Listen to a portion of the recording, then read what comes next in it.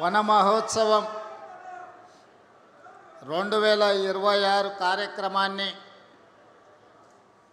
LB Nagar శాసనసభ నియోజకవర్గ పరిధిలో ఏర్పాటు చేసి సభాధ్యక్షత వహిస్తున్న సోదరిమణి అటవీ పర్యావరణ శాఖ మంత్రివర్యులు శ్రీమతి కొండా సురేఖ గారు ఈ కార్యక్రమంలో నాతో పాటు ముఖ్య అతిథులుగా విచ్చేసిన రంగారెడ్డి జిల్లా ఇన్ఛార్జ్ మంత్రివర్యులు మిత్రులు దుద్దిల్ల శ్రీధర్ బాబు గారు, మాజీ మంత్రివర్యులు శాసన మండలి చీఫ్ విప్ పట్నం మహేందర్ రెడ్డి గారు, రంగారెడ్డి జిల్లాలోని సీనియర్ శాసనసభ్యులు, గతంలో ఈ ప్రాంతానికి ఈనాడు ఇబ్రహీంపట్నం శాసనసభ్యులుగా పనిచేస్తున్న సోదరులు మల్రెడ్డి రంగారెడ్డి గారిని, షాద్నగర్ శాసనసభ్యులు మిత్రులు ఈర్లపల్లి శంకర్ గారిని,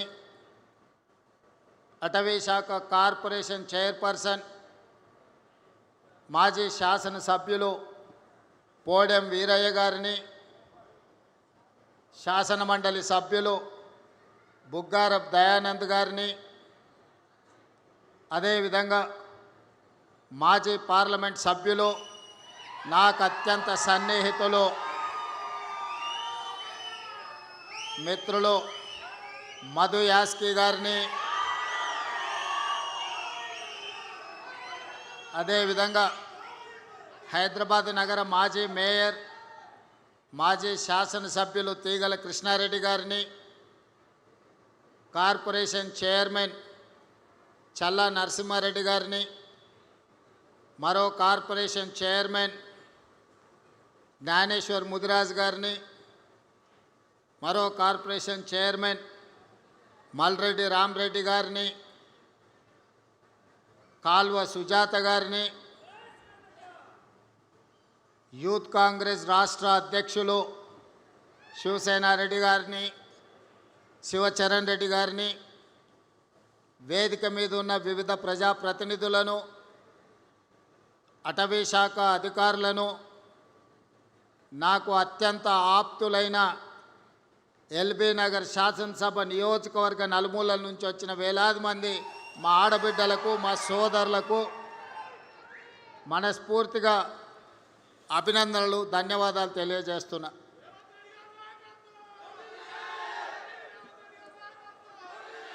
మిత్రులారా, ఎల్బీ నగర్ శాసనసభ నియోజకవర్గం అంటే నాకు చాలా ప్రత్యేకమైన అభిమానం. 2018 శాసనసభ నియోజకవర్గ ఎన్నికలలో అనుకోని పరిస్థితులలో రాజకీయ కుట్రలో భాగంగా కొడంగల్ శాసనసభ్యుడిగా ఓటమి చెంది చాలామంది రేవంత్ రెడ్డి రాజకీయ శకం ముగిసింది, ఇక మళ్ళీ ఏమీ కానివ్వము అని ఆనాడు చాలామంది కుట్రపూరితంగా నవ్వుకున్నారు.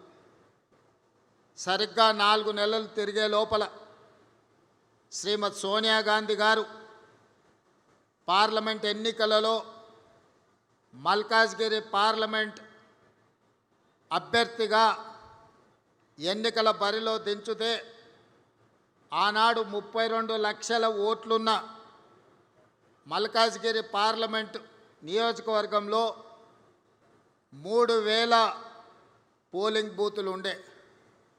3000 పోలింగ్ బూతులు కాదు కదా, సగం తిరగడానికి కూడా 5 సంవత్సరాలు సరిపోదు. అయినా ఆనాడు పార్టీ అవకాశం ఇచ్చి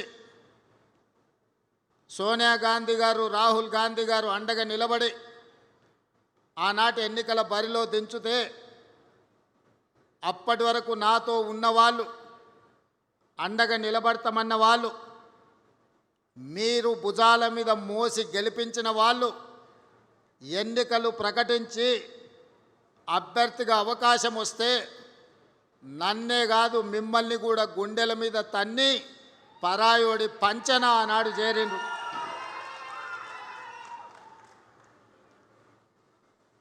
పార్టీ జెండా మోసిండ్రు కదా అని ఆ ఎన్నికల్లో మీరు గెలిపిస్తే మిమ్మల్ని నట్టేట ముంచి నన్ను ఎట్లయినా ఎన్నికల్లో ఓడించాలని ఒకరు మంత్రి పదవికి, ఇంకొకరు కార్పొరేషన్ చైర్మన్ పదవికి మీ అభిమానాన్ని తాకట్టు పెట్టి ఆనాడు మనల్ని అందరినీ మోసం చేసింది.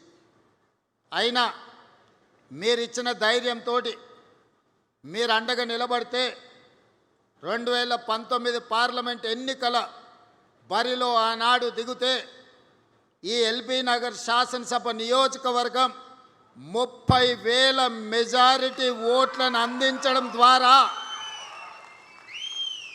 ప్రశ్నించే గొంతును నిలబెట్టాలి. తెలంగాణ 4 కోట్ల ప్రజల యొక్క సమస్యల్ని గల్లీ నుంచి ఢిల్లీ వరకు వినిపించే నినాదమై ఈ ప్రాంత ప్రజల యొక్క సమస్యల్ని లేవనెత్తుతాడని మీరు అభిమానం చూపించి మీరు గుండెల్లో పెట్టుకొని మీ భుజాల మీద మోస్తే మల్కాజ్గిరి పార్లమెంట్ సభ్యుడిగా ఢిల్లీకి నేను బయలుదేరిన.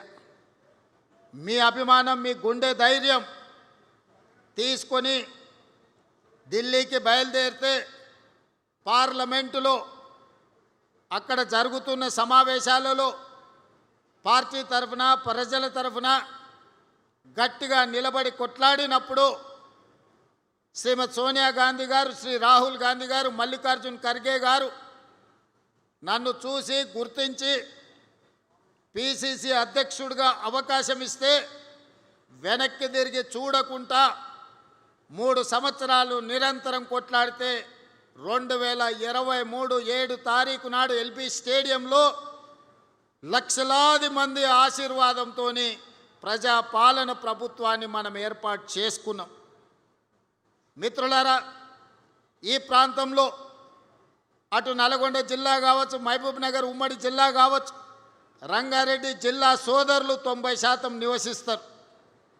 మీరందరూ ఆనాడు అభిమానంతో అవకాశం ఇచ్చిండ్రు కాబట్టి కుట్రలో భాగంగా పడిపోయిన నన్ను నిటారుగా నిలబెట్టి అండగా నిలబడ్డారు. కాబట్టే ఈనాడు తెలంగాణ రాష్ట్ర ముఖ్యమంత్రిగా మళ్ళీ ఎల్బీ నగర్ శాసనసభ నియోజకవర్గంలో మీ ముందు నిలబడి ఈ ప్రాంత అభివృద్ధికి 100% నేను సహకరిస్తా అని ఈ వేదిక మీద నుంచి సవినయంగా విజ్ఞప్తి చేస్తున్నా.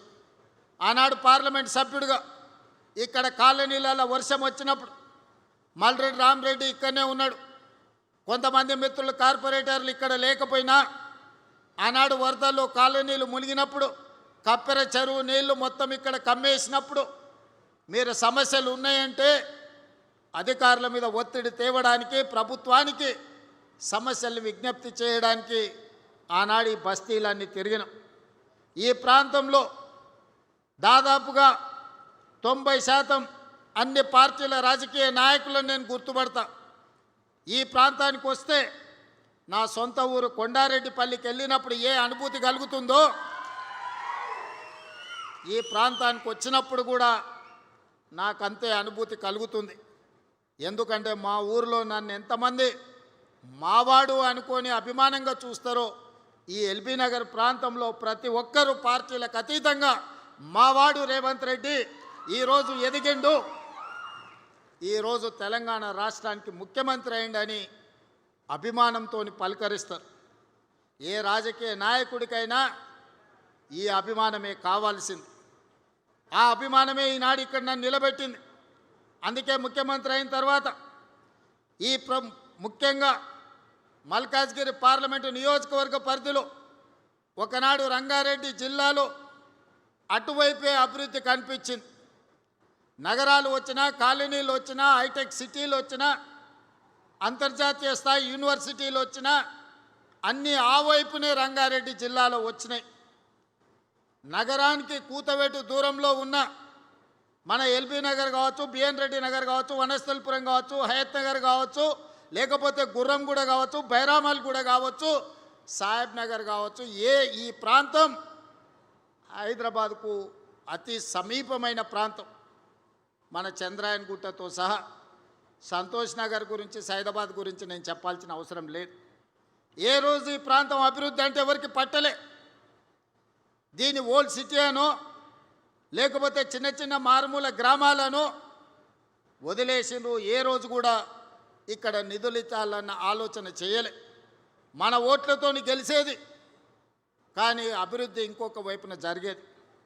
అందుకే నేను ఆలోచన చేసి రంగారెడ్డి జిల్లాలో ఈ వైపున ఏ అవసరమున్నా చెయ్యాలని కొత్తపేట ఫ్రూట్ మార్కెట్ తరలిస్తే కూడా ఆ ఫ్రూట్ మార్కెట్ వెనకాల కూడా కొత్తగా షెడ్లు వేస్తే అవినీతితో కూడుకున్న షెడ్లు ఆనాడు గాలి దుమారానికి ఆ రేకులు పోయి వందలాది మంది కాళ్ళు చేతులు తెగినాయి. అందుకే ఈనాడు శంషాబాద్ దగ్గర 240 ఎకరాలలో 2400 కోట్ల రూపాయలతోని అంతర్జాతీయ ప్రమాణాలతోని ఈరోజు ఫ్రూట్ మార్కెట్, అదేవిధంగా flower market, fish market, mutton, chicken ఏం కావాలన్న పోల్ట్రీ ఏమి కావాలన్న అందుబాటులో ఉండే ఒక అంతర్జాతీయ మార్కెట్ను మన వైపు తీసుకొచ్చినాం. ఇవాళ ఇక్కడ కూడా ఈ స్థలాన్ని కబ్జా పెట్టుకోవాలని కొంతమంది ఇది ప్రైవేట్ భూమిగా దీన్ని చిత్రీకరించి అధికారులను కొందరిని అనుకూలంగా మార్చుకొని కొన్ని కోర్టుల్లో తీర్పులు తెచ్చుకొని ఈ ప్రాంతాన్ని లేఅవుట్లు చేసి ఎకరాలను గజాలుగా మార్చి అమ్ముకోవాలని ప్రయత్నం చేసింది. ఆ కేసు సుప్రీంకోర్టులో ఉంటే ఉద్దండులైన న్యాయవాదులను పెట్టి ఆ కేసులో ప్రభుత్వం గెలవడమే కాదు, ఈ ప్రాంతానికి కాలుష్య రహితమైన ఒక నాణ్యమైన గాలి, నీరు, స్వచ్ఛంగా ఈ ప్రాంత ప్రజలు బ్రతకడానికి అవసరమైన అభివృద్ధిని చెయ్యాలి అని దీని ఒక నేషనల్ ఫారెస్ట్ కింద, పార్క్ కింద ఈరోజు అంకితం ఇచ్చి 100 ఎకరాలుగా పైగా మొత్తం 424 ఎకరాలు జూబ్లీ హిల్స్ ప్రజలకి కాసు బ్రహ్మానందరెడ్డి పార్క్ ఉంటే ఎల్బీ నగర్ ప్రాంతంలో, బిఎన్ రెడ్డి నగర్ ప్రాంతంలో 424 ఎకరాల అంతర్జాతీయ ప్రమాణాలతోని ఇక్కడ పార్కు నిర్మించాలి. అవసరమైన నిధులు, అభివృద్ధి ప్రణాళికలు చేయడానికి నేను అధికారులకు ఆదేశాలు ఇచ్చిన. ఆదేశాలు ఇవ్వడమే కాదు, నేనే స్వయంగా వస్తా, అభివృద్ధి పనులను చేపట్టండి. అభివృద్ధి చేసే క్రమంలో ఆనాడు ఈ ఫారెస్టులో నుంచి కాలనీలకు వచ్చే వర్షపు నీరు, మురుగునీరు వెళ్ళడానికి ప్రణాళిక లేకపోతే వాళ్ళకు కూడా ఆదేశాలు ఇచ్చి ఏ కాలనీలో ఎంత పెద్ద వర్షం వచ్చినా ఏ చెరువు కానీ, ఏ కుంట కానీ, ఏ నాల కానీ ఎవరు ఆక్రమించొద్దు, ఏ కాలనీల నీళ్లు నిలవద్దు.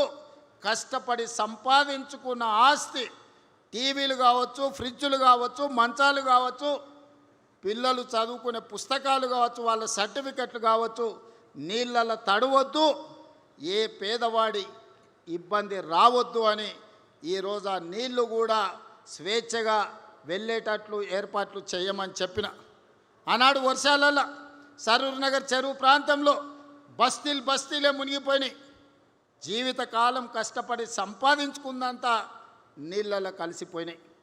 అందుకే ఈనాడు ఆ కష్టాలు ఉండొద్దు, ఆ కష్టాలకు కారణమైన కబ్జాదారుల కోరలను పీకాలని ఈనాడు హైడ్రా సంస్థను తీసుకొచ్చినాం. దాన్ని ఒక భూతంగా చూపించే ప్రయత్నం చేస్తున్నారు. ఈడ మా అక్కలు చాలామంది మధ్యతరగతి, దిగువ తరగతి పేదవాళ్ళు ఉన్నారు. ఎవరిల్లన్నా హైడ్రా కూలగొట్టడానికి వచ్చిందా ఒకసారి ఆలోచన చేయండి. ఎవరు సొంత స్థలంలో ఎవరి ఇల్లు వాళ్ళు కట్టుకుంటే హైడ్రా ఎవరి జోలికి పోదు. ఎవరైతే చెరువులు కబ్జా పెట్టుకుంటారో, ఎవరైతే కుంటలు కబ్జా పెట్టుకుంటారో, ఎవరైతే నాలాలు కబ్జా పెట్టుకుంటారో, ఎవరైతే పార్కులను కబ్జాలు పెట్టుకుంటారో, ఈ కబ్జాలు పెట్టుకున్న వాళ్ళకు మాత్రం ఈపు సున్నం అవుతుందని నేను చెప్తున్నా. వనస్థలిపురం ప్రాంతంలో గుడికి సంబంధించిన స్థలాలు కూడా కొంతమంది కబ్జాలు పెట్టుకోరు. హైడ్రా వచ్చి కూలగొట్టి గుడికి అప్పచెప్పింది. అంతే తప్ప ఏ గజం భూమి కూడా మేమెవరం తీసుకోం. నేను, శ్రీధర్ బాబు, మా సురేఖ అక్కనో మేమెవరం తీసుకెళ్ళం. ప్రజలకు ఉపయోగపడే విధంగా పార్కులకు అభివృద్ధి చేసి, గుడులు అభివృద్ధి చేసి, నీళ్లు నిలవడానికి ఒక అవకాశం ఇస్తే నీళ్ళు ఎక్కడైతే ఉంటాయో మనం ఆ నీళ్ళ స్థావరాలను కబ్జా పెట్టుకుంటే వెళ్ళడానికి దారి దొరక్క ఆ నీళ్లు మన ఇళ్ళను కబ్జా పెట్టుకుంటున్నాయి. మన బస్తీలకు నీళ్ళు ఎందుకు వస్తున్నాయి? చెరువులు కుంటలు మనం ఆక్రమించుకుంటే వాన వచ్చినప్పుడు ఆ నీళ్లు మన బస్తీలు ఆక్రమించుకుంటున్నాయి. కొద్దిమంది కబ్జా చేసుకుంటే వేలాది కుటుంబాలు ఈరోజు నష్టాన్ని భరించాల్సి వస్తున్నాయి, కష్టాలను ఎదుర్కోవాల్సి వస్తున్నాయి. ఈనాడు మన సమస్యకు, మన బస్తీలు నీళ్ళలో మునగడానికి, మన కాలనీలలో నీళ్లు అట్లనే ఉండడానికి కారణం కొంతమంది కబ్జా రాయిలు కబ్జా పెట్టుకోవడమే. ఆ కబ్జాలు పెట్టేటోళ్ళు ఎవరైనా సరే, ఎంత వారైనా సరే ఈ ప్రభుత్వం వదలదు అని చెప్పి ఈనాడు నేను స్పష్టంగా చెప్పదలుచుకున్నా. అదేవిధంగా ఈనాడు ఢిల్లీ నగరం చూసినాం, ముంబై చూసినాం, బెంగళూరు చూసినాం. ఢిల్లీలో దేశ ప్రధానమంత్రి నరేంద్ర మోడీ ఉంటాడు, భారతదేశ రాష్ట్రపతి అక్కడనే ఉంటారు, సుప్రీంకోర్టు చీఫ్ జస్టిస్ అక్కడనే ఉంటాడు. పెద్ద పెద్ద యూనివర్సిటీలు కోట్లాది రూపాయలు సంపాదించిన పెట్టుబడిదారులు ఢిల్లీలోనే ఉంటారు. కానీ ఆ ఢిల్లీ నగరం కాలుష్యం, గాలి విషం, నీరు విషం, అక్కడ నివసించలేని పరిస్థితి, ఇంట్లోకి వెళ్ళి బయటకు వెళ్ళలేని పరిస్థితి, పాఠశాలలు బంద్, పార్లమెంటు బంద్, రోడ్లు బంద్, పరిశ్రమలు బంద్, హోటళ్ళు బంద్. ఎందుకు వచ్చింది ఈ పరిస్థితి ఢిల్లీకి? అక్కడ పాలకులు పట్టించుకోకపోవడం, పాలకులు కాలుష్యాన్ని నియంత్రించకపోవడం వల్ల ఇవాళ ఢిల్లీ నగరానికి ఆ పరిస్థితి దాపురించింది. ప్రధానమంత్రి గారు కూడా ఏమి చేయలేని పరిస్థితి. ముంబైలో వర్షం వస్తే 24 గంటలు ఇంట్లోకి వెళ్ళలేని పరిస్థితి. బెంగళూరులో ఇంట్లో నుంచి బయటకు వస్తే ఎయిర్పోర్ట్ పోవాలంటే ఎప్పుడు పోతాడో, విమానం ఉంటుందా ఎగిరిపోతుందా తెలియని పరిస్థితి. అందుకే ఈనాడు మన నగరానికి ఆ పరిస్థితి రావద్దు. ఈనాడు మన నగరాన్ని గొప్ప నగరంగా, విశ్వ నగరంగా తీర్చిదిద్దుకోవాలి, అంతర్జాతీయ ప్రమాణాలతో అభివృద్ధి చేసుకోవాలనే ఒక గొప్ప లక్ష్యంతో ఈనాడు మూసీ నది పునరుజ్జీవన కార్యక్రమాన్ని పెట్టుకున్నాం. మూసీని ప్రక్షాళన చేస్తామంటే ఈనాడు మనకు అడ్డం పడుతున్నారు. ఆయల్ల చాదర్ఘట్ ఆ ప్రాంతంలో మూసీ నది ఒడ్డునున్న వాళ్లకు ఆనాడు అక్కడ ఉన్న ఇండ్లన్నీ టీకేఆర్ కాలేజీ దగ్గరికి తరలించిండ్రు. ఏదన్నది నందనవనం. ఆయల్ల నందనవనానికి వెళ్ళమంటే వాళ్ళందరూ చాలా దుఃఖానికి లోనైన. ఇవాళ నందనవనం ఓట్లు లేకుండా ఎవరు ఎమ్మెల్యే కాని పరిస్థితి వచ్చింది. ఎవరిక్కడ ఎమ్మెల్యే కావాలన్నా మొట్టమొదట నందనవనంకి పోయి అక్కడ ఉన్న వాళ్ళకి దండం పెట్టుర్రా నాయనా అని చెప్పుకునే పరిస్థితి. ఎంపీగా నిలబడ్డప్పుడు నేను కూడా నందనవనానికి పోయి మా అక్కలందరినీ ఆడ కలిసి వచ్చిన. ఇవాళ నందనవనానికి ఒక ప్రత్యేకత వచ్చింది. ఇవాళ కృష్ణారెడ్డి కాలేజీ ప్రాంతంలో ఈరోజు ఫ్లైఓవర్లు వేసుకున్నాం. ఈరోజు ఔటర్ రింగ్ రోడ్ వచ్చింది, రోడ్ల వెడల్పు కార్యక్రమం అయింది. ఇవన్నీ కూడా ఆనాడు ముందు చూపుతో చేయకపోయిన ఉంటే, హైటెక్ సిటీ కట్టకపోయిన ఉంటే, ఔటర్ రింగ్ రోడ్ అంతర్జాతీయ ఎయిర్పోర్ట్ నిర్మించకపోయిన ఉంటే, ఐటీ ఫార్మా కంపెనీలు తేకపోయిన ఉంటే ఇవాళ అంతర్జాతీయ స్థాయిలో మనకి గుర్తింపు వస్తుండేనా? ఆయల్లో కూడా కుట్రలు చేసిన వాళ్ళు ఉండ్రు, కడుపులో విషం పెట్టుకున్న వాళ్ళు ఉండ్రు, కాళ్ళల్లో కట్టెలు పెట్టిన వాళ్ళు కూడా ఉండ్రు ఆయల్ల. కానీ ఆయల్ల పాప దేవేందర్ గౌడ్ గారు నిరంతరం కృషి చేసి ఆ రోజు భూసేకరణకు సద్దాన్నం కట్టుకొని పోయి కూర్చొని 5,000 6,000 ఎకరాల భూమి ఎయిర్పోర్ట్ కోసం సేకరించే దాంట్లో దేవేందర్ గౌడ్ గారు తీవ్రమైన కృషి చేశారు. ఇవాళ ప్రపంచ చిత్రపటంలో శంషాబాద్ ఎయిర్పోర్ట్ వచ్చిందంటే దేవేందర్ గౌడ్ లాంటి వాళ్ళ కృషి ఎంతో ఉంది. హైటెక్ సిటీ ఆ రోజు కట్టింది కాబట్టి ఐటీ కంపెనీలు వచ్చినాయి. మరి నేను మా సోదరులను అడుగుతున్నా, మా ఎల్బీ నగర్ సోదరులు నాకు కుటుంబ సభ్యులతో సమానం. ఆ ఎల్లా సిరీస్ ఫ్యాక్టరీ ఉంటే ఈ ప్రాంతంలో అన్నం వండుకుంటే ఎట్లుండేదో మా అక్కలు చెప్పాలి. పాత తరం వాళ్ళు ఉంటే వాళ్ళకి తెలుసు. ఈ ప్రాంతంలో బోరింగ్ నీళ్లు పెట్టి అన్నం వండుకుంటే పచ్చగా వచ్చేది. సిరీస్ కంపెనీ దెబ్బకు ఈడ ఇండ్లు ఎక్కడెక్కడికి పోయి భూముల విలువ లేకుండే. సిరీస్ కంపెనీ బంద్ అయినాకనే మనకి ఈరోజు బోరింగ్ నీళ్లు కనీసం అంట్లు తోముకోవడానికి ఉపయోగించుకుంటున్నాం. ఒకప్పుడు మూసి 6 అయిందంటే దిల్చుకున్నారు బస్ స్టాండ్ కాడ నోరు తెరిచే పరిస్థితి లేదు. నోరు తెరిస్తే నోటి నిండా దోమలు పోయేది. చికెనో మటనో తిన్నట్టు ఉండేది దోమలు తింటే. పాత తరం ఉన్నోళ్ళకి చాలా మందికి తెలుసు, ఇప్పుడు కొత్త పిల్లలకు తెలియకపోవచ్చు. ఇవాళ వీళ్ళందరూ ఇదంతా బాగానే ఉంది అనుకుంటారు. మూసి దెబ్బకు ఈ ప్రాంతంలో ఇల్లు కూడా కిరాయికి తీసుకునేటోళ్ళు వచ్చేటోళ్ళు కాదు. ఎందుకంటే నేను దిల్చుకునేరులోనే ఉండిపోయినా, నాకు తెలుసు మూసి పక్కలే ఉంటే ఎంత కష్టం ఉంటుందో. ఆ దోమల దెబ్బకు చీకటి పడుతుందంటే రాత్రంతా మేల్కతో ఉండేటోళ్ళు దోమలు కొట్టుకుంటే నిద్రపోయేటోళ్ళు కాదు. సంటి పిల్లలు ఉంటే ఇక వాళ్ళ బాధ చెప్పనాతీతం. అందుకే ఇవాళ మూసి ప్రక్షాళన చేయాలని, రోడ్లను విస్తరించుకోవాలని, చెరువుల నాలాలను కుంటల్ని కబ్జాలను తొలగించాలని, ఒక మంచి వాతావరణం, కాలుష్యరహితమైన నగరాన్ని ఈరోజు మన ప్రజలకు ఇవ్వాలని ప్రభుత్వం ప్రయత్నం చేస్తుంది. ఇవాళ మనకు నగరం విస్తరిస్తుంది, అవసరాలు పెరిగిపోయినాయి. అందుకే ఈ ప్రాంతంలో 30,000 ఎకరాలలో భారత్ ఫ్యూచర్ సిటీ కట్టుకుందామంటే మీకు భారత్ ఫ్యూచర్ సిటీ వద్దు, మీకు మొత్తం కాలుష్యం ఉండే కెమికల్ ఫ్యాక్టరీలు కట్టుండి సిరీస్ లాంటి ఫ్యాక్టరీలేనంట ఒక 1000 ఫ్యాక్టరీలు తెచ్చాడు కడతాడంట. ఒక ఆయన తాటి సెట్ చెప్తున్నాడు. అక్కడ ఫార్మా కంపెనీలే ఉండాలి, మేము వచ్చినాక ఫ్యూచర్ సిటీ రద్దు చేస్తున్నామని. మీ ఫ్యూచర్ని ఎప్పుడో ప్రజలు రద్దు చేసిర్రా నాయన. ఒక ఆయన ఫామ్ హౌస్ పోయిన, ఇంకొక ఆయన సెట్లంబడి తిరుగుతున్నాడు. ఫ్యూచర్ లేనివాడల్లా ఫ్యూచర్ సిటీ రద్దు చేస్తా అంటున్నాడు. నువ్వు మళ్ళీ వచ్చేసారి సిద్దిపేట గెలితే కదా ఇవన్నీ మాటలు ముచ్చట్లు. నేను ఈ ప్రాంతాన్ని, నా ఊరు ఇక్కడి నుంచే పోయేది, ఈ బాధలు నాకు తెలుసు. నేను ఇక్కడనే చదువుకున్నప్పుడు ఇక్కడనే ఉన్నా. నేను ఇక్కడ ఎవరు ఉంటారు, ఎవరికి ఏం కావాలి. నేను జూబ్లీ హిల్స్లో ఉండొచ్చు, కానీ ఇక్కడ ఎల్బీ నగర్లో ఉన్న మా వాళ్ళందరికీ కాలుష్యం ఇస్తే, ఇక్కడ మొత్తం జీవించలేని పరిస్థితి కల్పిస్తే, ఊర్లలో భూములు అమ్ముకొని 100 గజాలు 200 గజాలు 300 గజాల ఇండ్లు కట్టుకున్నారు. వాళ్ళందరూ ఏం కావాలి? దీన్ని మళ్ళీ కాలుష్యం చేసుకుందామా? ఫార్మా కంపెనీలు మళ్ళీ సిరీస్ లాంటి ఫార్మా కంపెనీలు ఇక్కడ తెచ్చుకుందామా? ఒక్క సిరీస్ కంపెనీ ఉంటేనే మన బతుకులు ఆగమైనాయి. ఆ ఎల్ల దాన్ని వదిలించుకోవడానికే దేవుడు దిగి వచ్చినంత పని అయింది. ఇవాళ అట్లాంటి పరిశ్రమల్ని 100ల కొద్ది తెచ్చి ఇవాళ భారత్ ఫ్యూచర్ సిటీలో మేము పెడతామని దిక్కుమాలినోడు చెప్తుండు. ఎందుకంటే ఆడెక్కడో అక్కడ ఉంటాడు, అక్కడ ఉన్నాయన్నీ తెచ్చి ఇక్కడ పెట్టిస్తాడంట.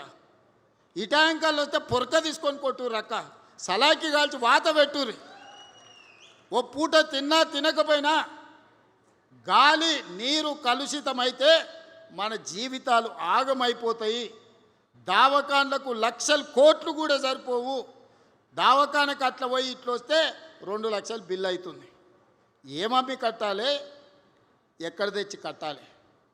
అందుకే నేను ఆలోచన చేసి 30,000 ఎకరాల భారత్ ఫ్యూచర్ సిటీలో 15,000 ఎకరాలను పార్కు కింద డెవలప్ చేయడానికి, ఫారెస్ట్ ల్యాండ్ కింద డెవలప్ చేయడానికి 60% పచ్చదనం, వనమే మనం మనమే వనమని ఇవాళ ఒక గొప్ప నగరాన్ని నేను తయారు చేయడానికి ప్రయత్నం చేస్తుంటే ఎన్జిటీలో పోయి కేసులు వేస్తారు, హైకోర్టులో పోయి కేసులు వేస్తారు, సుప్రీంకోర్టులో పోయి కేసులు వేస్తారు.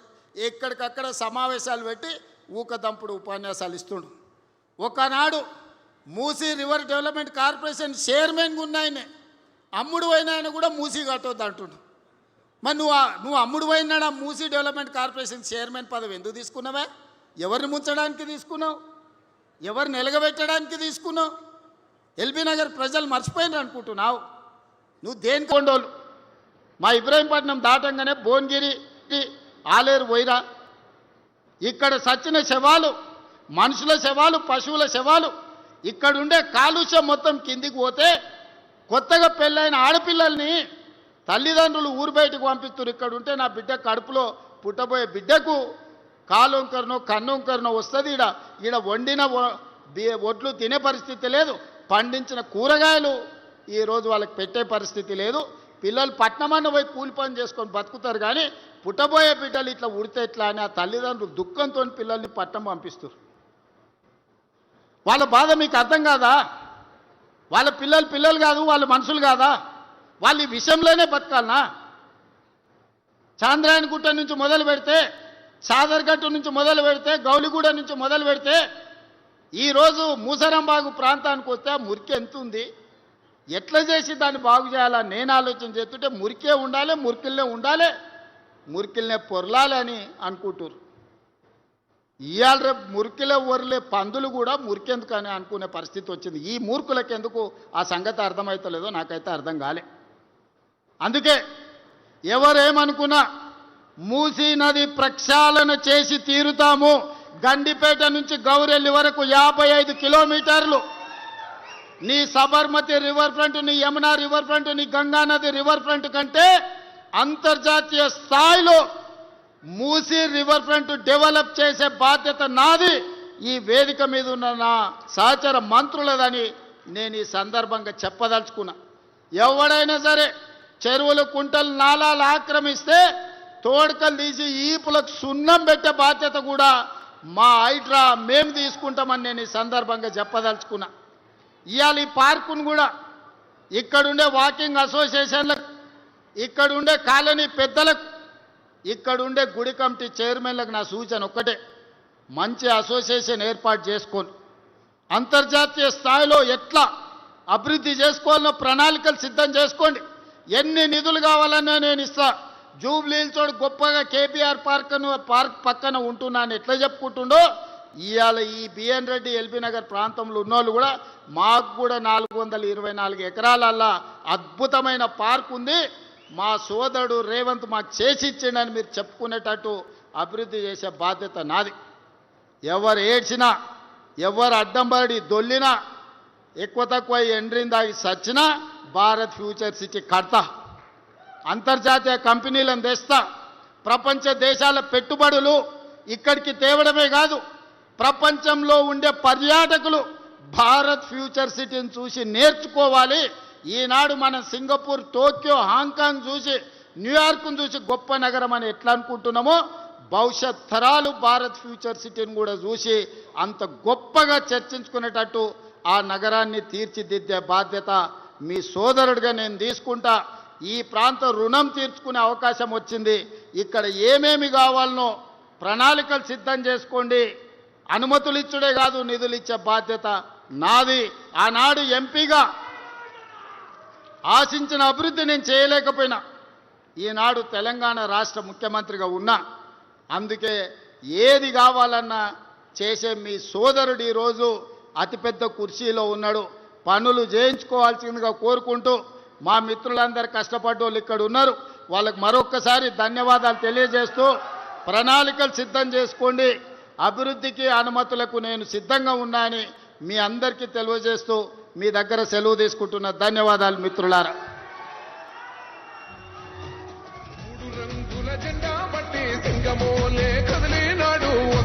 కాంగ్రెస్ సూర్యుడు మన రేవంత్ అన్న నిగ్గదీసి అడిగే మునగా